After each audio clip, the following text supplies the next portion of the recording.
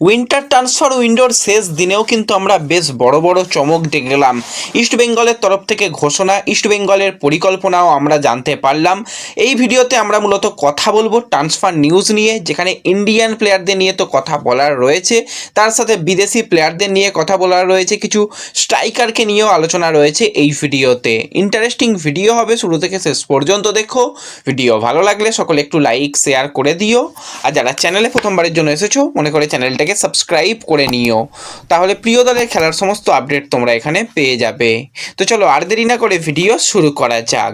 তো প্রথমেই যদি আমরা কথা বলি একটু ট্রান্সফার নিউজ নিয়ে, তো উইন্টার ট্রান্সফার উইন্ডো আজকেই কিন্তু বন্ধ হয়ে যাবে রাত 12টার পর থেকে। এরপরে আবার আমরা সেই সামার ট্রান্সফার উইন্ডো ওপেন হতে দেখব। তো এর মাঝখানেও কিন্তু অনেক সাইনিং হবে। হ্যাঁ, কন্ট্রাক্টেড প্লেয়ারদের মূলত সাইন করানো যাবে না, এইটা বাদ রেখে কিন্তু ফ্রি প্লেয়ারদের সাইন করাতে কোনো রকম কোনো দলের ক্ষেত্রে অসুবিধা নেই। তো শেষ মুহূর্তেই কিন্তু বেশ কিছু সাইনিংয়ের আমরা খবর পাচ্ছি। তোমাদের সকালেই জানিয়ে দিয়েছিলাম নরেন্দ্র গেহলটকে কিন্তু ইন্টার কাশি সাইন করিয়ে নিয়েছে। এর সাথে কিন্তু আরও একজন খুব ট্যালেন্টেড প্লেয়ারকে কিন্তু ইন্টার কাশি সাইন করিয়েছে, সেটা হচ্ছে 23 বছর বয়সী ভারতীয় সেন্টার ফরওয়ার্ড পজিশনের প্লেয়ার রোহিত দানু। তো যে কিন্তু মূলত আন্ডার 23 দলে ভালো পারফরমেন্স করেছিল, বেঙ্গালুরু এফসির সঙ্গে দীর্ঘদিন যুক্ত ছিল। এর আগে কিন্তু তার হায়দ্রাবাদ এফসির হয়েও খেলার অভিজ্ঞতা রয়েছে। তো প্লেয়ারটা আইএসএলে দীর্ঘদিন রয়েছে কিন্তু সুযোগ পায় না।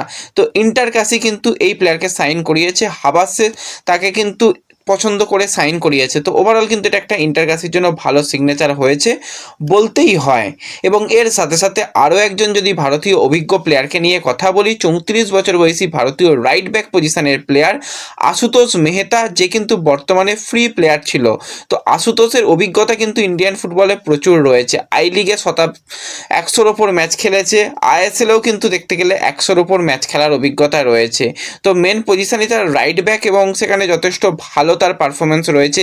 একটা সময় এটিকে Mohun Bagan, Jamshedpur FC, north east, Mumbai, Pune, অনেক এটিকে দলের হয়েও তার খেলার অভিজ্ঞতা রয়েছে। তো এই এক্সপিরিয়েন্স প্লেয়ারকে কিন্তু এবার স্পোর্টিং ক্লাব দিল্লি তারা অফিসিয়ালি সিগনেচার করে নিল, এবং এটা কিন্তু একটা ভালো ডিল, কারণ এরকম একজন এক্সপিরিয়েন্স প্লেয়ার এই দলে যাচ্ছে, তো সেখানে এক্সপিরিয়েন্সটা অনেকটাই নিয়ে আসবে, এটা কিন্তু একদম কনফার্ম হয়ে গেছে, তোমাদের সঙ্গে শেয়ার করলাম। এবং স্পোর্টিং ক্লাব দিল্লি ছেড়ে দিয়ে কিন্তু তাদের বিদেশি প্লেয়ারের কথা বলে দিয়েছিলাম যে আলবা বেরিয়ে যাচ্ছে। হ্যাঁ, আলবা কিন্তু বেরিয়ে যাচ্ছে, সে কিন্তু ইন্দোনেশিয়াতে যাচ্ছে। তাকে কিন্তু পরবর্তী সময় আমরা আর এবছরের আইএসএলে দেখতে পাবো না। এবার পরে কি হবে সেটা পরের কথা। এছাড়া কিন্তু সুপার কাপে আমরা দেখলাম যে প্রত্যেকটা দল মোটামুটি ভালো করেছে, কিন্তু সেই জায়গা সুপার কাপ চ্যাম্পিয়ন হয়েও যেরকম অনেক প্লেয়ার বেরিয়ে গেছে, সেরকম ডুরান্ড কাপে ভালো পারফরমেন্স করেছিল ডায়মন্ড হারবার এফসির ব্রাজিলিয়ান স্ট্রাইকার ক্লেটন সিলভাইরা। তো সেই ক্লেটন সিলভাইরার যদি আমরা কথা বলি, ডায়মন্ড হারবার জার্সি গায়ে কিন্তু তার কাছ থেকে আমরা হ্যাট্রিকও ডুরান্ড কাপে দেখেছিলাম। সেখানে টোটাল 3টে ম্যাচ খেলেছিল, সেখানে 4টে গোল এবং 2টো অ্যাসিস্ট করতে আমরা তাকে দেখতে পারি।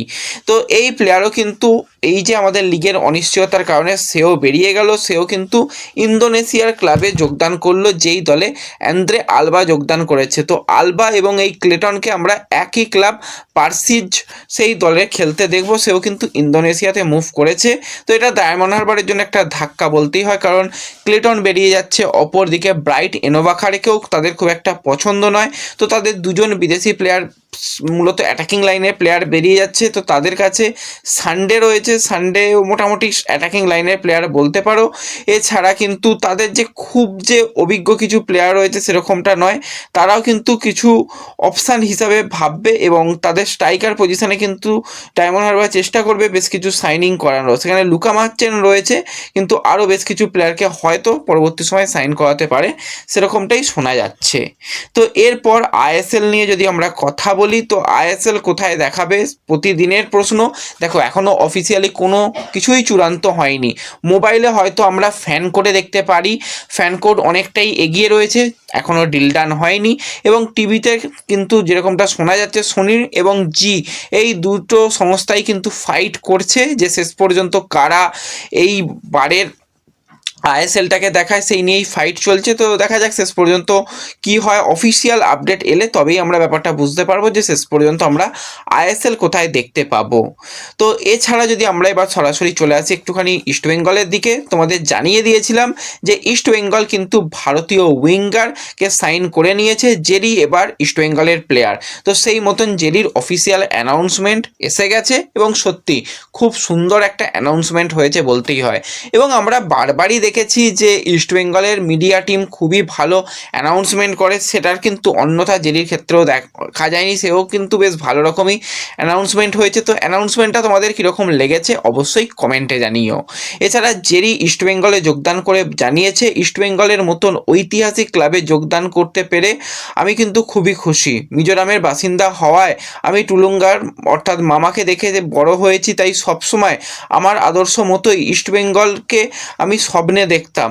তো এখন ইস্টবেঙ্গল আমার কাছে আইকনিক লাল হলুদ জার্সি গায়ে তোলার এখন সুযোগ হয়েছে এবং আইএসএল জেতার জন্য আমি আমার সমস্ত রকম শক্তি দিয়ে চেষ্টা করব, নিজেকে উজাড় করে দেব এবং আমরা ট্রফি জিততে চাই, এটা কিন্তু জানিয়েছে জেরি। তো ওভারঅল কিন্তু এটা একটা ভালো ব্যাপার যে জেরিকে সাইন করানো অপশান কিন্তু ইস্টবেঙ্গলের কাছে বেড়েছে।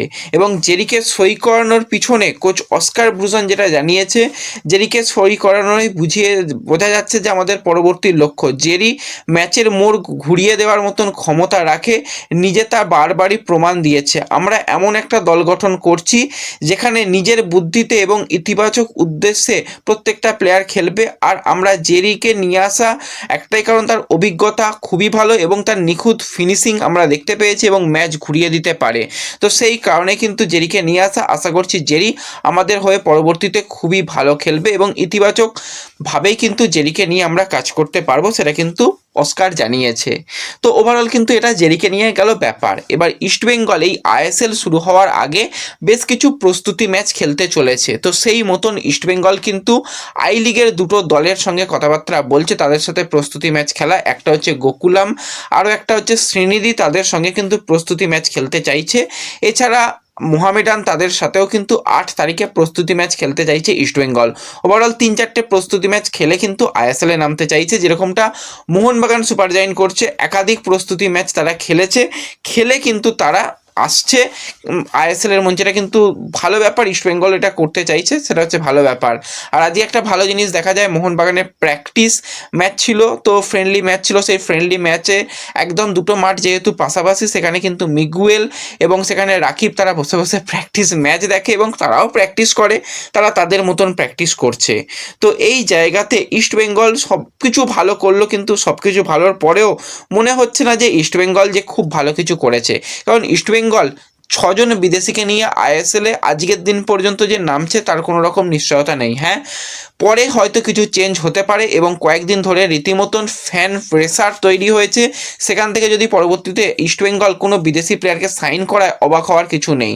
তো এক্ষেত্রে আমি তো বলবো আজকে পর্যন্ত সুযোগ রয়েছে ইস্টবেঙ্গল সাইন করিয়ে নিক 27 বছর বয়সী ব্রাজিলিয়ান সেন্টার ফরওয়ার্ড পজিশনের প্লেয়ার ডিগোলকে, যে নামধারীতে দুর্দান্ত লাস্ট ইয়ার আই লিগে খেলেছে। এই সিজনেও তাকে আমরা ডুরান্ড কাপে দেখেছি 3টে ম্যাচে 2টো গোল 1টা অ্যাসিস্ট করতে। তো ওভারঅল এই প্লেয়ারটা খুবই একটা ভালো অপশান এবং ব্রাজিলিয়ান প্লেয়ার ইস্টবেঙ্গলে এলে সেটা কিন্তু ভালো হবে। এবং অস্কার ব্রুজন এই প্লেয়ারকে রীতিমতন একটা সময় পর্যন্ত অনেকটাই চেয়েছিল যে লাল হলুদ জার্সি পরাতে। তো দেখা যাক যদি শেষ পর্যন্ত এই রকম প্লেয়ার বা এর থেকেও ভালো প্লেয়ারকে ইস্টবেঙ্গল আনে, সেটা তো খুবই ভালো হবে, সেই দিকে আমাদের নজর থাকবে।